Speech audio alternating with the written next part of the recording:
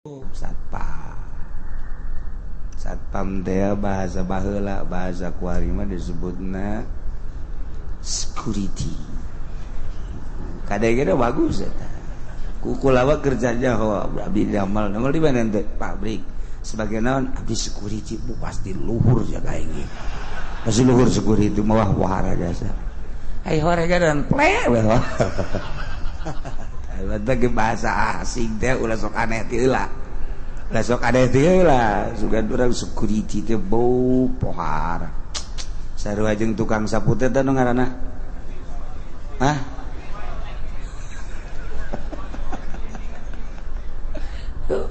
Emang si tukang sapu beureun nyarah. Nyarah. Masya Allah.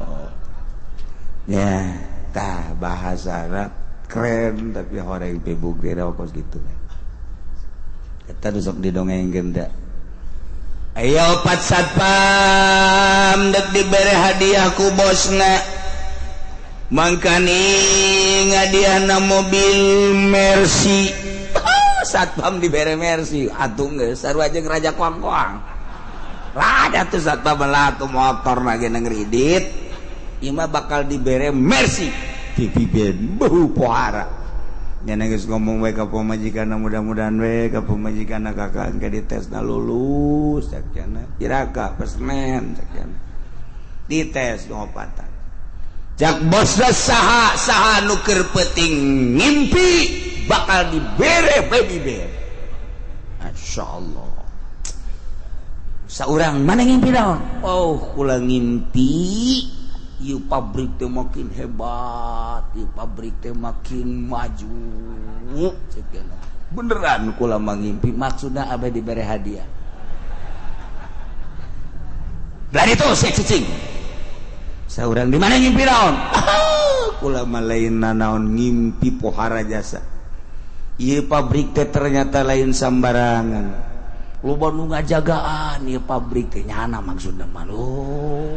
Boga kekuatan dalam impianana ieu pabrik moal bakal eleh ku batu. Dicing sia di. Saurang desa kalian, sia ngimpi naon keur penting.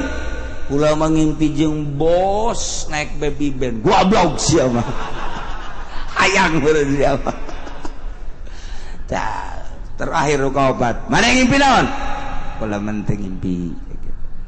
Atuh sia moal menang hadiah. Lah, sapira hadiah nu penting mah kula mengajagaan pabrik bae. Teu ngimpi saeutik-eutik acan lantaran kula mah teu hees.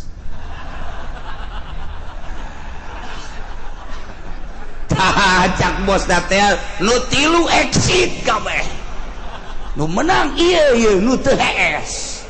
Yo cak lu ngimpi pancen namun ngimpi dibere hadiah.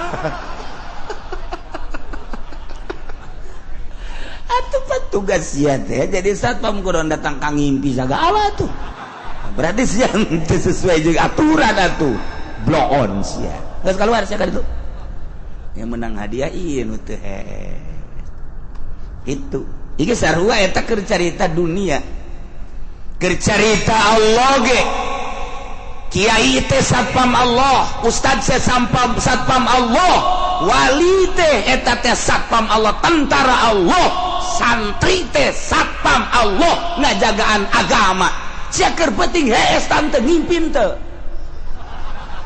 Ngimpi cak cenah, blon sia. Berarti tega jagaan agama aing jak Allah molor bae sia. Manya aya kiai molor. Das sakituna bae, mantap kiai teu ngajagaan tugasna, nu kuduna penting ngajagaan tugas, ulah molor endahan ngimpi nya. Oh, cenah kula ngimpi ka nirwana bau. Tah, ieu secara agama urang lamun loba ngimpi berarti loba molor. Cenah kula mangimpinan teu penting. Kula beurang tuh komo sama beurang penting burung. Kula mah beurang ge henteu ke tempat sare keur ngaji. Eta deui jurig beleg-beleg da mah. Tah kapten aya di dieu. Keur ngaji ge bisa hees ngimpi sagala teu harapan teman. Tambah-tambah jurigna belah dituun jurig da mah. Jadi berarti belah dituun jurig mah naon tah sih? Newo-newo teman. cak nunggu KS teh aing teh jadi bees. Dia tuh sabodo sok kaganggu masing-masing besi.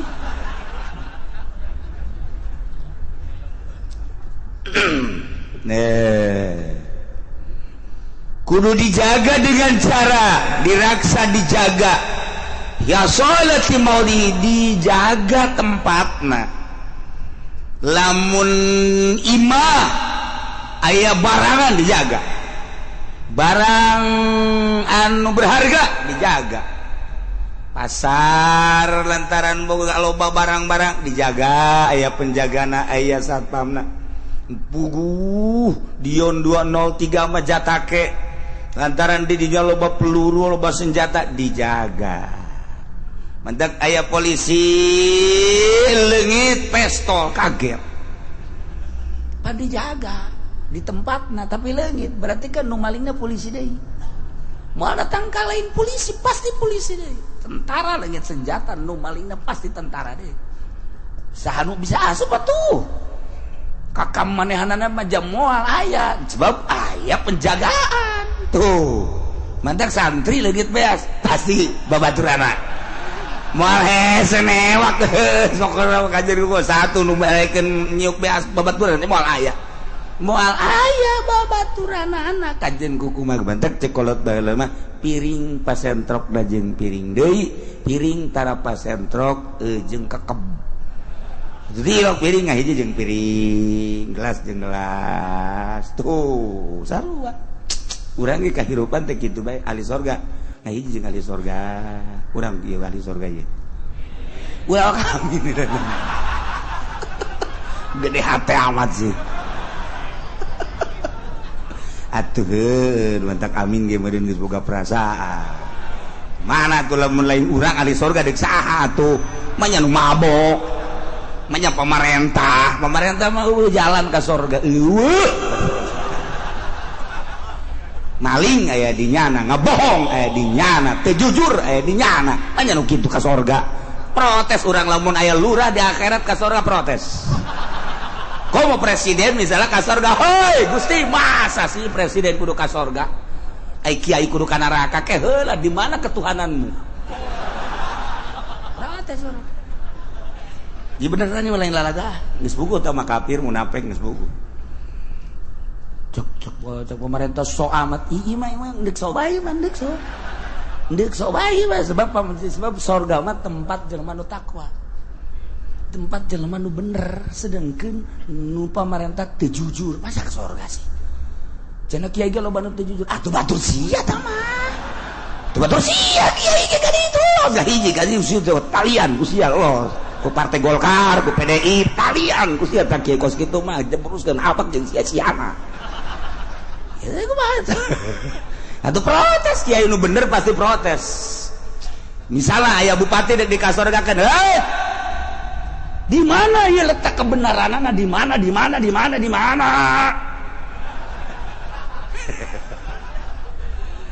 Kecuali lamun tobat. Itu lain deui eta urusan. Cek malaikat ya punten kiai ieu mah bupati ge dikasorgakeun. Tante jujur. Ulah kamana? Ya nangis tobat, taubatan nasuha, urusanana nyana jeung Gusti Allah. Oh, ai kitu nama. Atuh nyangakeun sadaya-daya jauh urusan tobat manu narima nagalain kula atuh. Gusti ku bajak Gusti bae ulah maksudna ulah ka dipasinikeun nya. Yang mau bupatina bener. Oh ya mangga. Ya karasa ku kula mah kurang bate lah kitu. Tambah ke teu tobat tah. Tak aya kene pemerintah ge bisa ka sorga asal taubatan nasuha. Lah, ki uci bibisaan indit sia. Ai teu daek-daekeun ngaji indit geus aing mah umur hirup can aing moal ngaji ka dinya sanajan ieu ge teu ditarita ieu ku aing. Lain nyana bae ku abehan ge kudu ditita eueuh. Ngan ku Allah didatang-datangkeun tah nu didatang-datangkeun aju daek eta ka sorga. Bobo. Bangun sedep teh amin. Aduh, dari kapten mah wallahu alam. Tanu badak hiji-hiji da jalan manusia mah boro-boro pamarentah, boro-boro jawara kiai ge wow gede jasa dosa. Ngan atuh emang tempatna manusia mah ngan aya jalan tobat ka Gusti Allah Subhanahu. Sebenarnya jeung bupati gedean kiai dosana, gedean kiai bupati onam nya teh nyawa ka agama misalna nyawana saya teh kiai atupan gudang ilmu nya nama gudang tapi teu diporosot-porosot teu di gudang disimpen cipudoli pake niupuan jelema atuh pada eta kok satu gedean jana dosana mah ngan pabisa-bisa orang tobat ka Gusti Allah Subhanahu wa taala. Geus ku tobat diterima pasti asal benar tobat. Nggih. Ngalengis seorang bupati gubernur Gusti abdi teh manusia biasa ketika abdi jadi bupati jadi gubernur horenganan asa nu abdi bae nagara teh sehingga kumaha abdi bae utar atur teh dosa abdi teh hak-hak rakyat teh henteu di tasarruf-tasarrufkeun Gusti hampura Gusti moal deui abdi jadi bupati lantaran geus kolot Gusti goblok sia kudu ora keret endeuh ieu mah keur carita tobat nu bener pasti diterima. Tuh, jadi di tempatna sesuai jeung barangna kemudian dijaga tempatna maka lamun henteu di tempatna lain masalah. Lain kana bisohra lamun kayaan barang nu dipalingna ternyata malingna di lapangan masjidin barangna di lapangan atawa di masjid usturita dawa mulyazin disyaratkeun kudu langgeng aya pengawas aya nu ngajaga penjagaanana kudu terus bener kontinu. Lamun motor nu biasana di garasi kemudian ditendeng di lapangan kudu jaga. Mantak ayalah parkiran jaga. Lamun ditendeng di masjid, sisi masjid lain paranti motor sisi masjid mah. Masjid wudi'a lil salat, jang salat jeung jang ibadah. Kemudian parkiranana ge lain jang paranti parkir masjid masbab tanahna wakaf jang ibadah ka Gusti Allah. Geus lamun motor ditendun di masjid kudu dijaga. Cek pamalingan kula maling motor di lapangan kudu kumaha? Henteu kudu dipotong leungeunna. Sebab lain di tempatna kumaha lamun di lapangan ngan aya nu ngajaga dipaling bae kudu dipotong tetep. Aya nu ngajagaan tetep aya nu ngajagaan kunyana dipaling tetep bae kudu dipotong. Di masjid aya nu ngajagaan tetep bae kudu dipotong. Aya jam di masjid kemudian aya penjaga dipaling nah eta teh tetep bae kudu dipotong bae lantaran aya nu ngajaga. Wa in kana bihisnin kafali hazul mutadun lamun kayan barangna di hiji gedung cukup penjagaan anu biasa bae. Penjagaan anu biasa nusok ngajaga di gedung-gedung tersebut aya juru kunci jeung aya satpam pabrik misalnya aya penjaga sababaraha lapis penjagana terakhir adalah satpam. Eta lah kudu nu kos itu teh di bada aya barang material kudu aya satpaman gedung.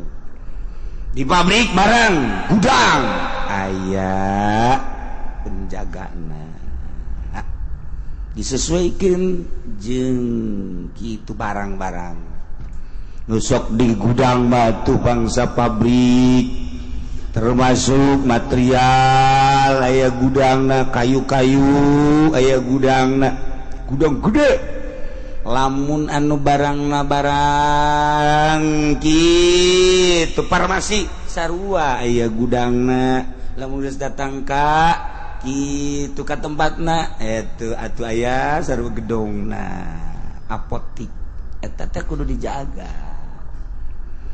dijaga penjagaanana aya anu memang khususnya aya nu umum karena lokasi dari pasar maka aya anu diberatkeun urang pasar saha nu jang ngajagaan pasar entak di kota mah aya penjaga-penjagaana kudu lamun henteu atuh pamalingan teh ambalaya di satu kuari mah dirinci wa istablun hirzudawabin entak beda-beda barang teh beda-beda tempatna beda-beda penjaga jeung beda-beda tempatna lamun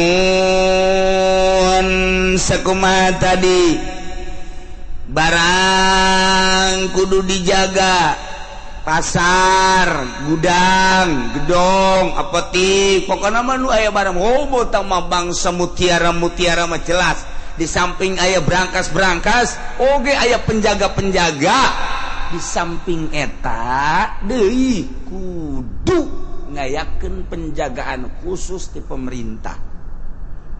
Di pemerintah teh kudu ikut campur, kudu campur tangan dalam menangani kejahatan-kejahatan. Ngajagaan nya ge sarua. Anu mentek lamun pamarentah kita ngajagaan atuh ieu boro-boro jang ngajagaan batu. Buku duit-duit leungeunnya nage ieu arareueuh atuh kumaha ngajagaan baturna. Mantak sultan teh kudu nu adil. Bisa karasa keadilanana ku seluruh masyarakat. Neangan sultan kos kitu moal bisa. Neangan raja model kos kitu selama undang-undangna lain undang-undang Al-Qur'anul Karim. Selama undang-undangna demokrasi, memang demokrasi mah ieu teh jang maling aslina mah. Jang maling aslina mah lain jang ngajenengkeun nagara.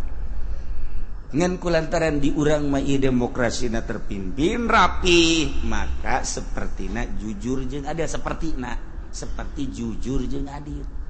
Padahal kebocoran tiba heula masya Allah nu bener teh ya malah dikudeta, nu bener teh dibunuh. Di urang lamun deuk bener jasa kuari jadi presiden bener jasa dibunuh di bener jasa. Bung Karno sakedeung lantaran bener jeung jujur.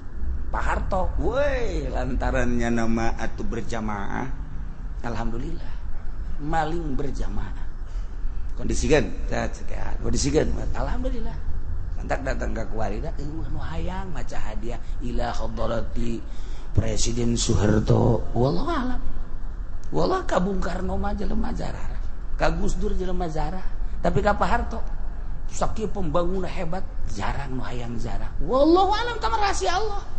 Bener kitu mah jorek kula mah teu bisa nyebutkeun jorek rahasia Allah. Ka Bung Karno harayang bae jelema diulah baheula teh jelema arur diulah zarah ka Bung Karno harayang bae kiai kiai atuh zarah bae.